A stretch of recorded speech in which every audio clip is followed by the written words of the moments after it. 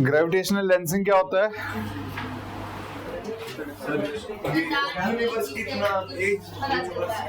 Universe की as पता लगाने के लिए जो हम मेथड यूज करते हैं दैट इज ग्रेविटेशनल लेंसिंग, ठीक है ना। और ग्रेविटेशन कैसे वर्क करता है? Bending of space and time, space and time, ठीक है ना। Gravitation work on the bending of space, ठीक है। तो आज तो नहीं, लेकिन किसी दिन देखेंगे ग्रेविटेशन कैसे काम करता है, उसकी एक वीडियो देखेंगे, ठीक है। अभी हमें सोलर सिस्टम शुरू करना है ना, ठीक है। अभी ये बताओ समरी कितनों ने नहीं लिखी है जो कल कराया था उसकी?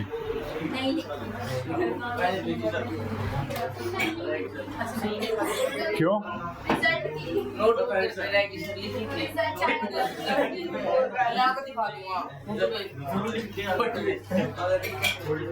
क्यों नहीं लिखी? पेंडिंग ज्यादा हो रखा है। पेंडिंग क्यों रख रहे हो?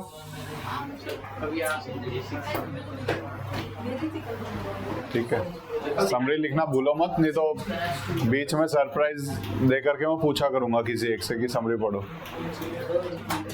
ठीक है। तो थोड़ा सा उसको लिखते रहो, बहुत ज़्यादा कुछ है नहीं, कल वाला इतना ज़्यादा कुछ था नहीं, बस 4 लाइनें लिखनी थी और कुछ लिखना भी नहीं था, ठीक है। तो उसमें भी टाइम लगेगा तो फिर कैसे काम चलेगा, ठीक है। यश आ रहा है समझ में? लिख नहीं रहे उसको, बस लिख नहीं पा रहे हो, ठीक। पढ़ो इसको। सोलर सिस्टम कहाँ से? इस लाइन से शुरू करो, पीछे से।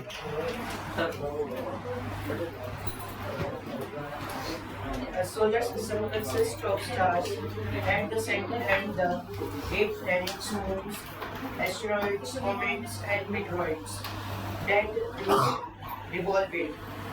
The 8 planets namely the Mercury, Venus, Earth, Mars, Jupiter, Saturn, Uranus, and Neptune, revolve around the Sun in fixed elliptical path known as orbit. Most stars host their own planets, so there are billions of other solar systems in the Milky Way galaxy alone.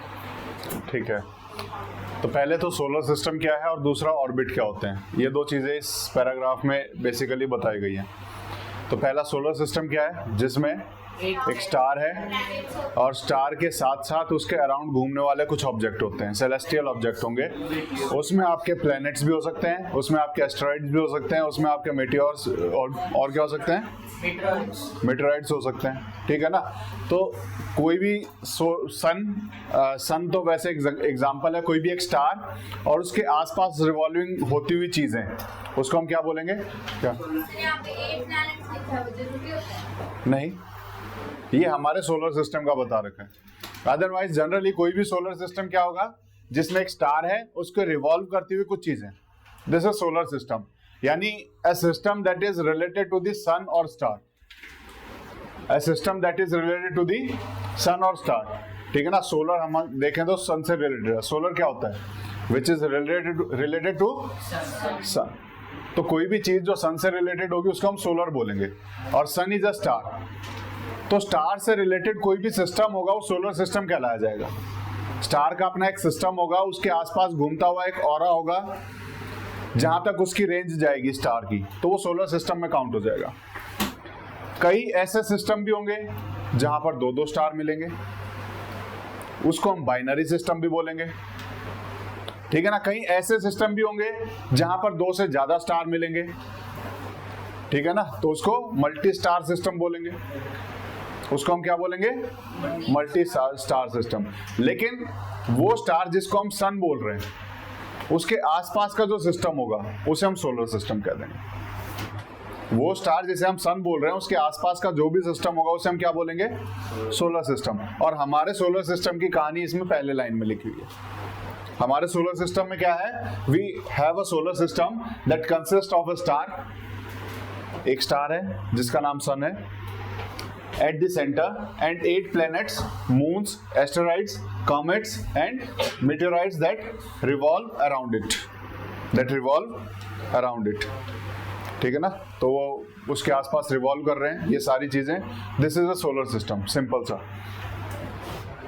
ये इस type का है ना हमारा solar system, कुछ यही planets हैं, ठीक है। प्लैनेट्स के नाम याद है, कितनों को याद है सीक्वेंस में? सबको याद है, कुछ को याद नहीं है।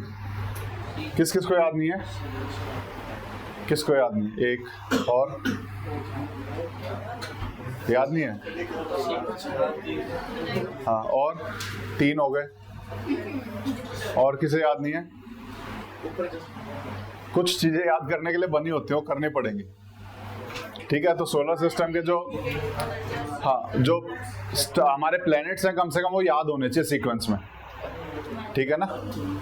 क्योंकि जब हम सोलर सिस्टम कवर करेंगे उसके बाद सन पढ़ेंगे, उसके बाद प्लैनेट्स को हम सीक्वेंस में पढ़ेंगे।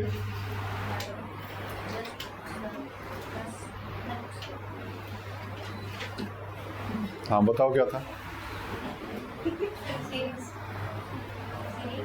हाँ क्या था? नहीं, आपने कुछ शॉर्टकट बताया याद करने का। 6th क्लास में एज इट इज दिया हुआ है ना, तो वैसे भी याद कर सकते हैं, अदरवाइज इतना मुश्किल नहीं है, ये याद हो जाता है इजीली, ठीक है ना। 8 ही प्लेनेट है, क्लियर है। तो सोलर सिस्टम क्या है? जिसमें सन है और उसके आसपास घूमता हुआ सिस्टम है, उसके अंदर आपके प्लैनेट्स हैं, कॉमेट्स हैं, मेटेरॉइड्स हैं, देन आपके एस्टेरॉइड्स हैं, ये सारी चीजें उसके अंदर आ जाएंगी। 8 प्लैनेट्स जिनका नाम Mercury, Venus, Earth, Mars, Jupiter, Saturn, Uranus, Neptune है। प्लूटो भी कभी प्लैनेट हुआ करता था, लेकिन अब नहीं है, अब नहीं है, ठीक है। तो अब हमारे पास कितने हैं?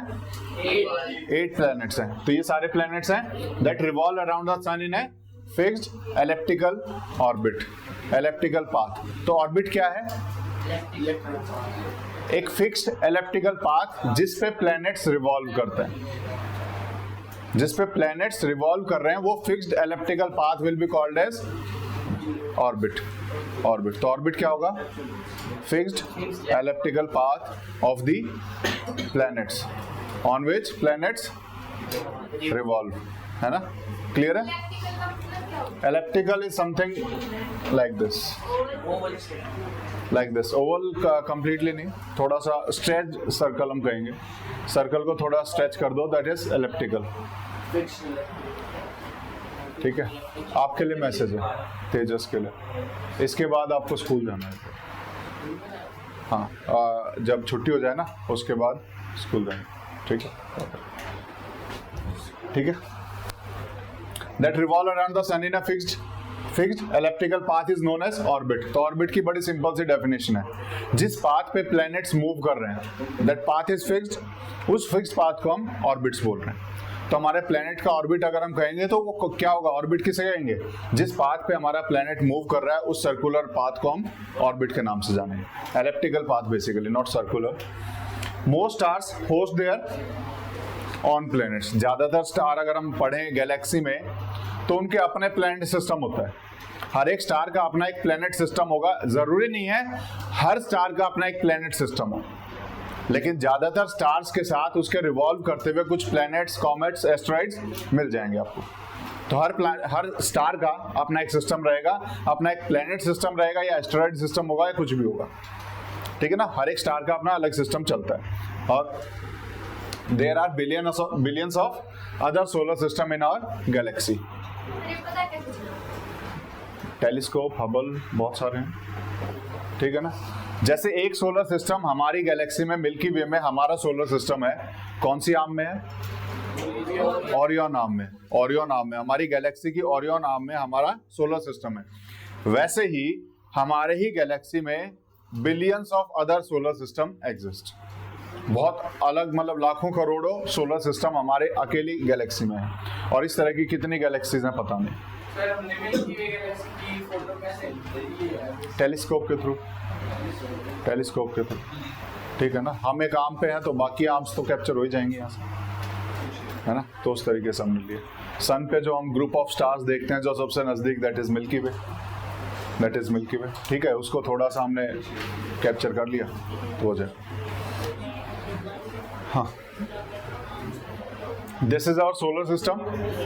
ये हम पढ़ेंगे, एक एक प्लेनेट को पढ़ेंगे, सन को भी पढ़ना हमने। इसके बाद जो हमारा सोलर सिस्टम को समझने के बाद next will be studying of sun, हम अगला क्या पढ़ेंगे, सन के बारे में पढ़ेंगे, लेकिन उससे पहले सोलर सिस्टम में कुछ चीजें इंपॉर्टेंट चीजें वो पढ़ लेते हैं कि जैसे एस्टेरॉयड बेल्ट है, उसके बाद क्यूपर बेल्ट है, देन उसके बाद ऊट क्लाउड है।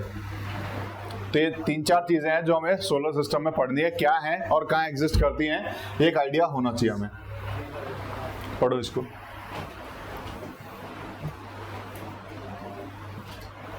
Solar system can also have more than one star. These are called binary star systems.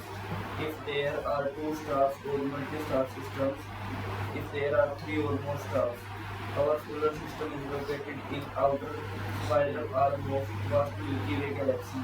Our solar system orbits the center of Milky Way galaxy at about 8,28,000 km/h. Our solar system take about 230 million years to complete our orbit around the galactic center. Galactic centre, ठीक है। तो ये already बताया मैंने भी थोड़ी देर पहले, जहां पर सिंगल स्टार सिस्टम है तो उसको हम सोलर सिस्टम भी बोल देंगे, जहां पर 2 स्टार का सिस्टम है उसको हम क्या बोल रहे हैं, बाइनरी सिस्टम बोल रहे हैं, जहां ज्यादा स्टार का सिस्टम है उसे हम क्या बोल रहे हैं, मल्टी स्टार सिस्टम बोल रहे हैं। यही आपकी इसकी पहली लाइन में लिखा हुआ है। Solar system can also have more than 1 star. तो सोलर सिस्टम ऐसे भी है जहां पर एक से ज्यादा स्टार है, हमारे वाले में एक है, लेकिन ऐसे कई सोलर सिस्टम है जहां एक से ज्यादा स्टार एग्जिस्ट करते हैं। These are called binary star system. If या कॉमा लगा देना है, फुल स्टॉप नहीं, है ना। हाँ, वो और की जगह पे आप फुल स्टॉप लगा सकते हो या फिर एंड कर सकते हो, ठीक है। तो यहाँ पर these are called as binary star system if there are 2 stars. अगर किसी सोलर सिस्टम में 2 स्टार हैं तो उसको हम क्या बोलेंगे, बाइनरी स्टार सिस्टम। और multi star system if there are 3 और मोर स्टार। और वहीं पर 3 या उससे ज्यादा स्टार हो जाएंगे तो उस सिस्टम को हम क्या बोलेंगे, मल्टी स्टार सिस्टम। क्लियर। सन भी स्टार है, नहीं है कि आपकी जो वन स्टार वन। देखो स्टार होता क्या है बेसिकली, स्टार की डेफिनेशन क्या है, कल पढ़ी थी हमने, हीट एंड लाइट जो खुद की हो। हमारे सन की खुद की हीट और लाइट है, सन इज ऑल्सो स्टार। हमारा जो सोलर सिस्टम है वो एक स्टार के अराउंड रिवॉल्व कर रहा है और उस स्टार का नाम सन है। सर अलग-अलग सोलर सिस्टम सन भी नहीं होगा। हाँ, सन बहुत है। ये स्टार क्या है, अगर आप उसको नजदीक चले जाओगे अपनी हीट और लाइट है वो सन ही है। हमने हमारे स्टार का नाम रख दिया सन, हमने हमारे स्टार का नाम क्या रखा है, सन रखा है। ऐसे ही किसी और स्टार का नाम कुछ और रख दो, उसको सन बोल दो या कुछ और बोल दो, ठीक है ना। लेकिन है तो वो सन की तरह ही, उतनी ही लाइट उतनी ही हीट वो एमिट कर रहे हैं, ठीक है। तो जहां पर सिंगल स्टार सिस्टम है तो सोलर सिस्टम बोल दिया, डुअल स्टार सिस्टम है तो उसको हमने बाइनरी सिस्टम बोल दिया, और 3 या उससे ज्यादा स्टार हैं तो उसको हमने मल्टी स्टार सिस्टम बोल दिया, ठीक है। Our solar system is located in an outer spiral arm of the vast Milky Way galaxy. हमारे सोलर सिस्टम की लोकेशन कहां पर है, एक छोटे से आर्म में है। हमारी गैलेक्सी जो है उसकी एक छोटी आर्म में है, उस आर्म का नाम क्या है, ओरियन। ओरियन आर्म में, ठीक है ना। कौन सी आर्म में है, ओरियन आर्म में। हमारी गैलेक्सी की ओरियन आर्म में हमारा सोलर सिस्टम एग्जिस्ट करता है। Our solar system orbits the center of the Milky Way galaxy at about 8,28,000 kilometers per hour. हमारे सोलर सिस्टम की स्पीड अगर हम देखें, जो सेंटर ऑफ द गैलेक्सी जो बल्ज है उसके अराउंड रिवॉल्व कर रहा है, तो किस स्पीड से कर रहा है, अप्रोक्सीमेटली 8 लाख किलोमीटर हर घंटे में वो ट्रेवल कर रहा है। अप्रोक्सीमेटली 8 लाख किलोमीटर हमारा ऑर्बिट ऑलरेडी ट्रेवल कर रहा है। स्पीड से हमारा ऑर्बिट हमारा सोलर सिस्टम मूव कर रहा है around the galactic centre, galaxy के सेंटर से। और solar system takes about 230 million years to complete one orbit around the galactic centre. और उस बल्ज जो हमारी मिल्की वे का जो सेंटर है उसके अराउंड वन कंप्लीट सर्कल लगाने में कितना टाइम लगता है, 230 मिलियन ईयर्स हमारे सोलर सिस्टम को, ठीक है। क्लियर है, इसमें ऐसा कुछ है नहीं बताने को समझाने को, बहुत क्लियर सा लिखा हुआ है कितनी स्पीड है, कितना टाइम लगता है रिवॉल्व करने में, ठीक है। आगे बढ़ो।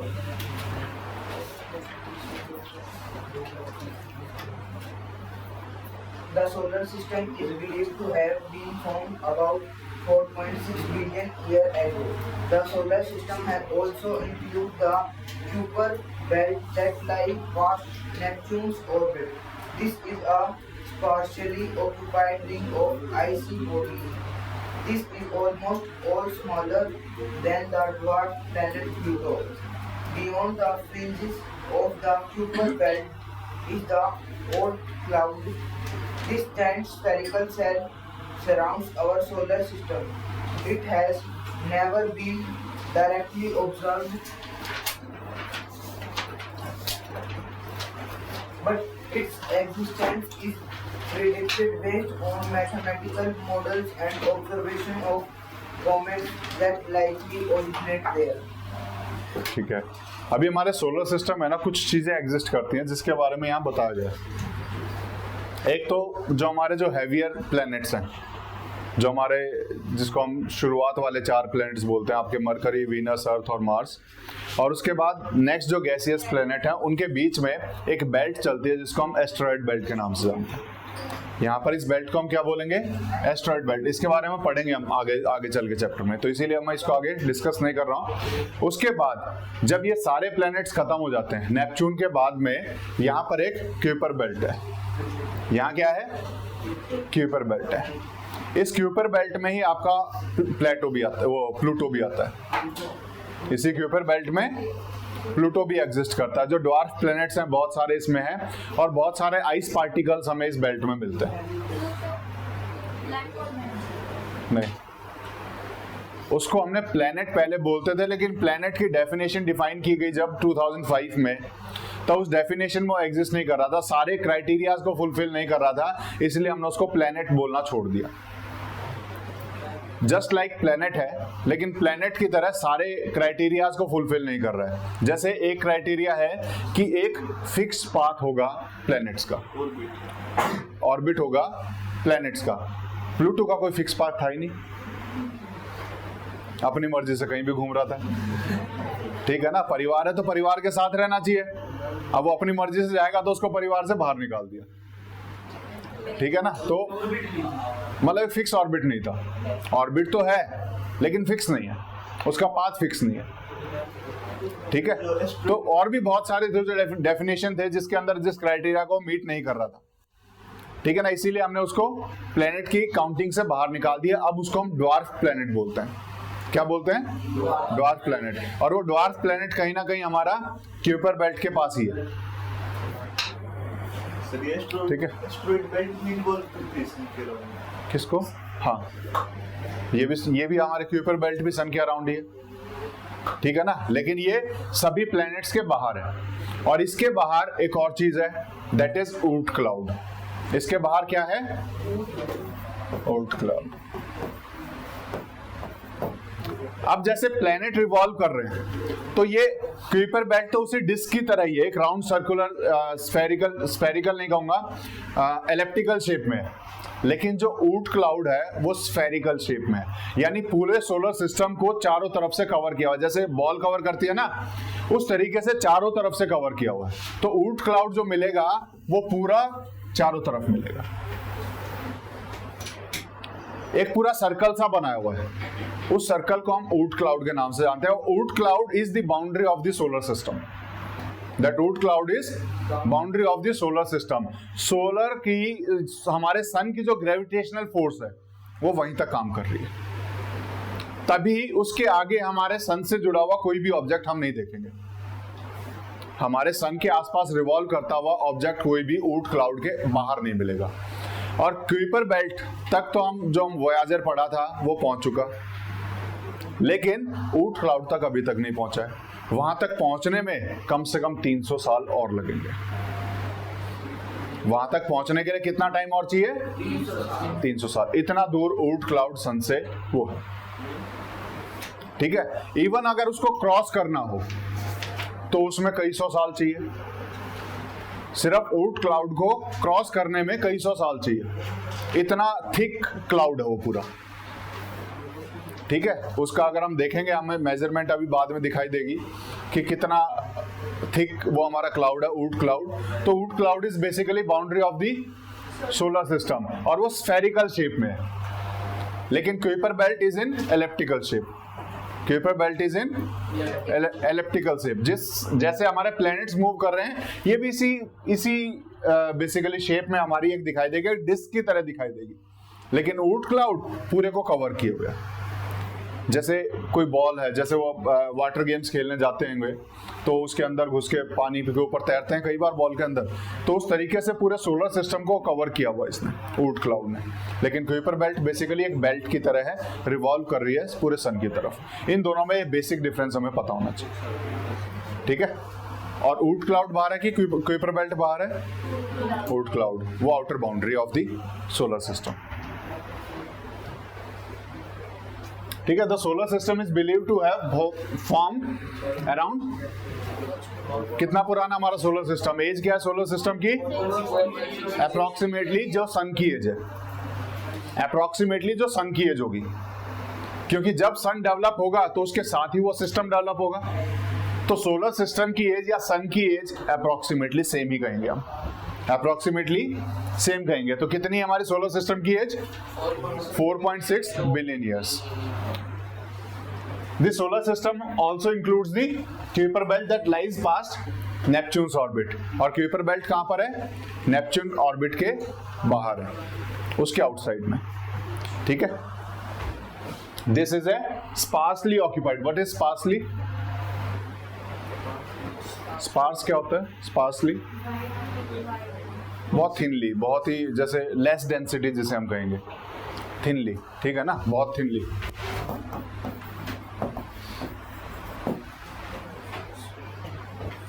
या फिर लेस डेंस कह सकते हैं इसको, अगर हम कहें very less dense.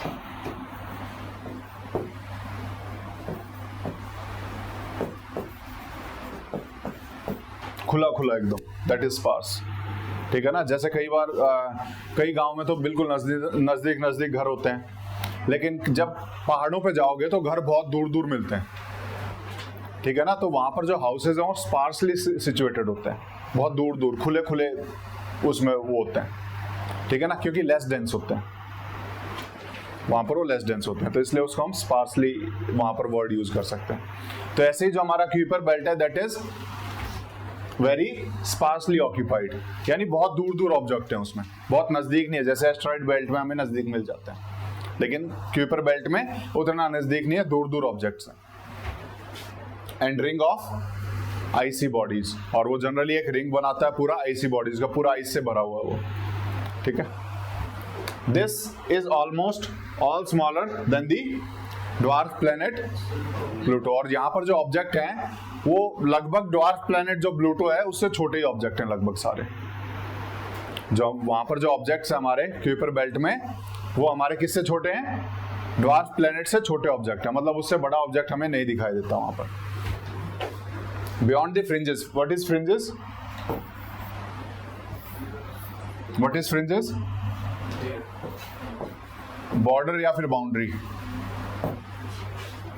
Fringes is border या फिर बाउंड्री, ठीक है। Beyond the fringes of Kuiper belt, यानी क्यूपर बेल्ट की बाउंड्री के बाहर इज द ऊट क्लाउड। उसके बाहर क्या है? ऊट क्लाउड है, ठीक है। क्यूपर बेल्ट के बाहर आ जाएगा ऊट क्लाउड, ठीक है। हमारे सोलर सिस्टम में, सोलर सिस्टम में पहले सन आएगा, प्लैनेट्स हैं, फिर बीच में एस्टेरॉइड बेल्ट है, फिर कुछ प्लैनेट है, फिर क्यूपर बेल्ट है, और उसके बाहर देयर इज ऊट क्लाउड, ठीक है। This giant spherical shell surrounds our solar system. पूरे सोलर सिस्टम के सराउंडिंग में, पूरे चारों तरफ से घेरा हुआ है इसने, ठीक है। बहुत बड़ी सी एक बॉल टाइप में है जिसने पूरे सोलर सिस्टम को चारों तरफ से घेरा हुआ है। चारों तरफ से ऊट क्लाउड हमें मिलता है स्फेरिकल शेप में, ठीक है। This is spherical shell. Shell क्या होता है?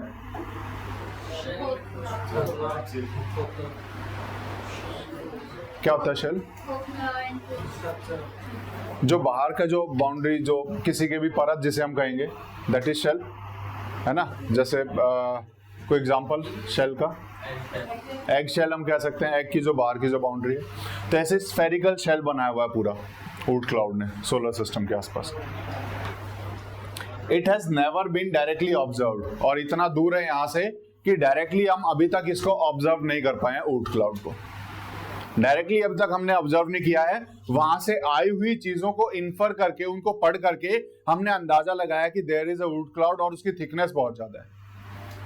ठीक है, तो यहां पर it has never been directly observed but its existence is predicted based on the mathematical methods and observation of the comets that likely originated there. तो हमने पता कैसे लगाया वुड क्लाउड है वहां पर? डायरेक्टली कोई एविडेंस नहीं मिला है, हमने मैथमेटिकल मेथड्स को यूज किया है, उसके साथ साथ इस वुड क्लाउड से कई कॉमेट्स आते रहे। What is comet?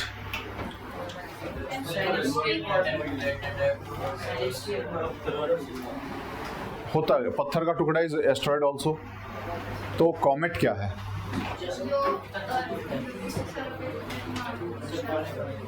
नहीं, हाँ टूटता तारा कहते हैं, लेकिन होता क्या है? Shooting star. शूटिंग स्टार तो है, लेकिन है क्या? स्टार नहीं है, कोई भी ऑब्जेक्ट जो सन की तरफ जाएगा तो कहीं ना कहीं उसकी एक टेल बन जाएगी, जिसकी टेल बन जाती है दैट इज कॉमेट, है ना। एक टेल बन जाएगी गैसेस की या फिर फायर की या किसी भी तरह की, जो टेल पीछे बन जाती है उसको हम कॉमेट बोल देते हैं। उसको हम क्या बोलते हैं? कॉमेट बोलते हैं। तो जो कॉमेट्स इस वुड क्लाउड से आए, जो ऑब्जेक्ट्स इस वुड क्लाउड से आए कॉमेट की फॉर्म में, उनको स्टडी हमने किया, जिससे हमने अंदाजा लगाया कि there is a Oort cloud surrounding the solar system. तो डायरेक्ट एविडेंस हमें वुड क्लाउड का नहीं मिलता है, डायरेक्टली हम स्टडी करने के लिए वहां तक पहुंच नहीं पाए, बहुत दूर है, लेकिन वहां से आए हुए ऑब्जेक्ट से और मैथमेटिकल मेथड्स को यूज करके हमने थोड़ा सा प्रेडिक्ट करने की कोशिश की है कि यहां पर एक वुड क्लाउड एग्जिस्ट करता है। ठीक है, नेक्स्ट पढ़ो। The wood cloud is made up of ice pieces of space debris.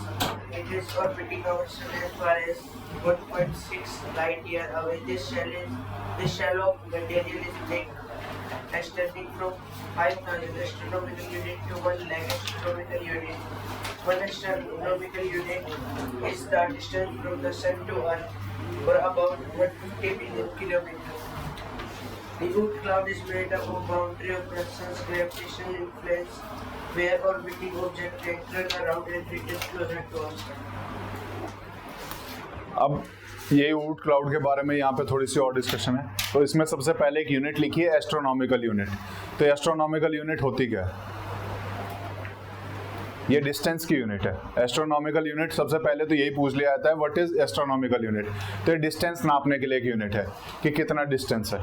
और एस्ट्रोनॉमिकल यूनिट बेसिकली जो अर्थ से लेके सन की जो डिस्टेंस है उसे हम 1 एस्ट्रोनॉमिकल यूनिट बोलते हैं। अर्थ से लेके सन की डिस्टेंस को हम क्या बोलते हैं? 1 एस्ट्रोनॉमिकल यूनिट। ठीक है, तो एक बेसिक सी चीज आपको इस पैराग्राफ में से पता होनी चाहिए कि एस्ट्रोनॉमिकल यूनिट है क्या। तो एस्ट्रोनॉमिकल यूनिट बेसिकली यूनिट है टू मेजर द डिस्टेंस। और इसको अगर हम नापें तो कौन सी आएगी? अर्थ से लेके सन के बीच का जो डिस्टेंस है उसे हम 1 एस्ट्रोनॉमिकल यूनिट कहते हैं। तो that comes around 150 million kilometre. ठीक है ना, तो एक एस्ट्रोनॉमिकल यूनिट में लगभग 150 मिलियन किलोमीटर होता है। क्लियर है? ठीक है, और उसी के आधार पर जब हम वुड क्लाउड की थिकनेस देखेंगे तो वो कितना आएगी? अप्रोक्सीमेटली 5000 से लेके 1 लाख एस्ट्रोनॉमिकल यूनिट्स। 5000 से 1 लाख एस्ट्रोनॉमिकल यूनिट, यानी अर्थ से लगभग 1 लाख बार सन की दूरी तय करनी पड़ेगी, तब जाकर के हम वुड क्लाउड को क्रॉस कर पाएंगे। तो इतना थिक है ये वुड क्लाउड। ठीक है, अप्रोक्सीमेटली अंदाजा है, स्टडी करके जो हमने अंदाजा लगाया वो इतना लगाया है कि इसकी थिकनेस इतनी ज्यादा है। ठीक है, the Oort cloud is made up of icy pieces of space debris. Debris क्या होता है? What is debris? डेब्री, हाँ, जो भी डैमेज होने के बाद जो वेस्ट बचता है, जो पीसेस बचते हैं, तो debris is basically pieces, left over pieces.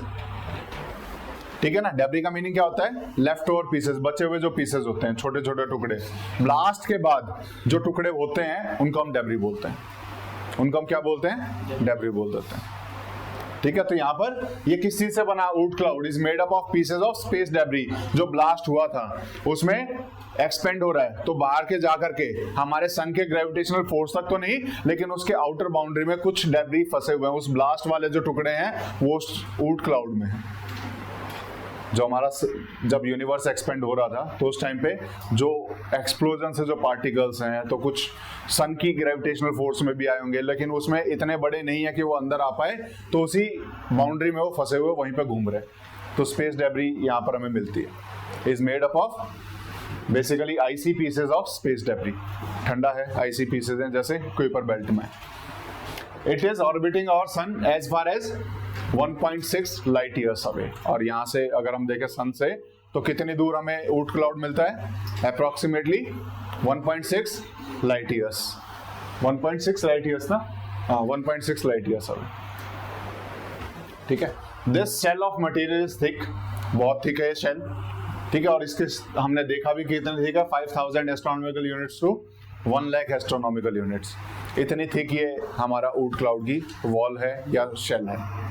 ठीक है, चलो। 1 astronomical unit is the distance from sun to earth. अगर हम 1 एस्ट्रोनॉमिकल यूनिट देखें तो वो कितना होता है डिस्टेंस? जितना अर्थ से लेकर सन तक की दूरी है उसको हम 1 एस्ट्रोनॉमिकल यूनिट बोलते हैं। उसको हम क्या बोलते हैं? 1 एस्ट्रोनॉमिकल यूनिट। और अप्रोक्सीमेटली कितना है वो? 150 मिलियन किलोमीटर्स। क्लियर है?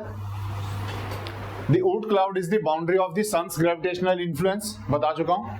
ऊट क्लाउड है क्या? बेसिकली हमारे सोलर सिस्टम की जहां तक ग्रेविटेशनल पुल जाएगी तो उसकी जो बाउंड्री है उसको हम ऊट क्लाउड वहां पर एग्जिस्ट करता है। तो कहीं ना कहीं हम कह सकते हैं Oort cloud is the boundary of the solar system. ठीक है, where orbiting objects can turn around and return closer to the sun. और ये वो बाउंड्री है जहां पर जो भी ऑब्जेक्ट एग्जिस्ट करते हैं वो घूम करके सन की तरफ भी आ सकते हैं। उसके बियॉन्ड चले गए तो वो सन की ग्रेविटेशनल फोर्स से बाहर हो जाएंगे, फिर वो सोलर सिस्टम में एंटर नहीं कर पाएंगे। तो इस क्लाउड में जो भी है वो अगर चाहें तो वो ऑब्जेक्ट सन की तरफ आ सकते हैं, वो सन की तरफ क्लोजर उसमें आ सकते हैं अगर वो घूम के उनकी डायरेक्शन चेंज हो जाती है, क्योंकि वो अभी भी ग्रेविटेशनल फोर्स के इन्फ्लुएंस में। वो अभी भी ग्रेविटेशनल फोर्स के इन्फ्लुएंस में। किसकी ग्रेविटेशनल फोर्स? सन की ग्रेविटेशनल फोर्स के इन्फ्लुएंस में। ठीक है, तो एक बेसिक सा आइडिया इसके बारे में, ऊट क्लाउड के बारे में ये होना चाहिए हमें। तो बेसिकली 2 बेल्ट, एक तो क्यूपर बेल्ट और दूसरा ऊट क्लाउड, ये 2 बाउंड्रीज हमें पता होनी चाहिए। पहली प्लेनेट की बाउंड्री है और दूसरी सोलर सिस्टम की बाउंड्री है। ठीक है, तो ये 2 आइडिया हमें होना चाहिए इसमें। आगे पढ़ो। There are more than 163 known natural satellites in our solar system, and several more awaiting confirmation of discovery. Of the 8 planets, Mercury and Venus are the only planets with no satellite, while the Jupiter and Saturn have the highest number of satellites in our solar system. एक तो data इसमें थोड़ा सा गलत है। अभी अगर हम सिर्फ सैटर्न की ही बात करें, अकेले सैटर्न पे 145 या 146 सैटेलाइट्स हैं। अभी लेटेस्ट अगर हम देखें तो जून 2023 में, ठीक है ना, फेब में तो करीबन 62 मोर सैटेलाइट्स वर डिस्कवर्ड फरवरी 2023 में, लेकिन जून के आसपास उस टाइम पे 145 हो गई थी। अभी लेटेस्ट डाटा जो बता रहा है that is according to June 2023, अकेले सैटर्न के पास 146 सैटेलाइट्स हैं। तो हाईएस्ट नंबर ऑफ सैटेलाइट पहले सैटर्न के पास थी, सनी के पास थी, उसके बाद जुपिटर ने टेक ओवर किया, फिर सैटर्न ने टेक ओवर किया, फिर जुपिटर ने टेक ओवर किया, और फिर से अभी फिर से सैटर्न आगे निकल गया। तो इन दोनों में लड़ाई चल रही है कई सालों से। एक बार जुपिटर बोलता है मेरे पास ज़्यादा है, एक बार सैटर्न बोलता है हमारे पास ज़्यादा है। तो जैसे जैसे डिस्कवरी होती रहती है पता लगता रहता है। और अभी फिलहाल अगर हम आज की बात करें तो हाईएस्ट नंबर ऑफ सैटेलाइट हमारे सोलर सिस्टम में किसी प्लेनेट के पास है तो दैट इज सैटर्न। अकेले सैटर्न के पास 146 सैटेलाइट्स हैं। ठीक है, और वहीं जुपिटर की बात करें तो अप्रोक्सीमेटली 95। जुपिटर के पास कितनी आज के टाइम पे? अप्रोक्सीमेटली 95। टोटल अगर पूरे सोलर सिस्टम की बात करें तो 300 प्लस हो जाएगा। अगर हम सोलर सिस्टम की बात करें, टोटल करें तो 300 प्लस सैटेलाइट्स हो जाएंगी। तो एग्जैक्टली तो नहीं कह सकते कितनी है, ठीक है ना। तो 319 कई जगह डाटा दिया हुआ है कि 319 है। अब कितना, ये गलत है, ये पुराना डाटा है, अभी नहीं है, ठीक है ना, अभी नहीं है। अभी there are more than 300 known satellites, more than 300 हो चुका है डाटा, जहां पे अकेले सैटर्न के पास 146 है। इन्हीं दोनों को जोड़ोगे तो यही हो जाएगा हमारा 239, 239, 240 के आसपास तो यही हो गया, ठीक है ना, तो यही ज्यादा हो गया। तो वहां पर अगर हम देखेंगे तो ओवरऑल 300 प्लस में ही है, 319 के आसपास हमें मिलता है। Largest satellite in the solar system कौन सी है और किस प्लेनेट की है लार्जेस्ट सैटेलाइट? जुपिटर की। कौन? हाँ, आगे लिखा हुआ है गैनीमेड, है ना, आगे लिखा हुआ है, इसी बुक में लिखा हुआ है Ganymede is the largest satellite in the solar system, ठीक है, बिगर देन मरकरी। तो there are more than 300 known natural satellites. अभी हम इसको 300 बोल सकते हैं, ठीक है। सैटेलाइट क्या होती है? अभी हमने प्लेनेट तो पढ़ लिया, प्लेनेट वो है जो सन के अराउंड घूम रहे। What is satellite? सैटेलाइट वो है जो प्लेनेट के अराउंड घूम रहे। सैटेलाइट किसे बोलेंगे? The objects that are revolving around the planet. Objects that are revolving around the planet is known as satellite. Satellite दोनों हो सकती है, नेचुरल भी हो सकती है और मैन मेड भी हो सकती है। सैटेलाइट दोनों हो सकती है, नेचुरल भी और मैन मेड भी। Moon is the natural satellite. Moon क्या है? नेचुरल सैटेलाइट है, ठीक है। तो अगर हम अर्थ के पास करें तो अर्थ के पास कितने मून है? एक है। और वहीं जुपिटर के पास 95 और सैटर्न के पास 146, ठीक है। तो दीज आर नेचुरल सैटेलाइट्स। इनको हम क्या बोलेंगे? Natural satellites. तो our solar system has more than 300 non natural satellites. 319 के आसपास का डाटा हमें गूगल पे देखने को मिलता है। And several more awaiting confirmation of discovery. और ऐसा नहीं है कि कंप्लीट हो गए हैं, अभी भी हम डिस्कवरी कर ही रहे हैं। तो बहुत सारे अभी भी अवेटिंग है जिनको कंफर्म किया जाना बाकी है कि जिसको हम डिक्लेयर कर सके कि ये भी सैटेलाइट है। तो ये numbers are likely to increase. Of the 8 planets, 2 planet ऐसे हैं, Mercury and Venus, that have no satellites, जिसमें एक भी सैटेलाइट नहीं है। मरकरी और वीनस के पास अपनी खुद की सैटेलाइट एक भी नहीं है, ठीक है। While the Jupiter and Saturn have the highest number of satellite in our solar system. और हाईएस्ट नंबर किसके पास है? Jupiter and Saturn. दोनों में से पूछा जाए तो Saturn have the highest number, largest number of satellites, 146, ठीक है। हाँ, इसके बाद आ गया सन। चलो सन को फिर बाद में ही शुरू करेंगे।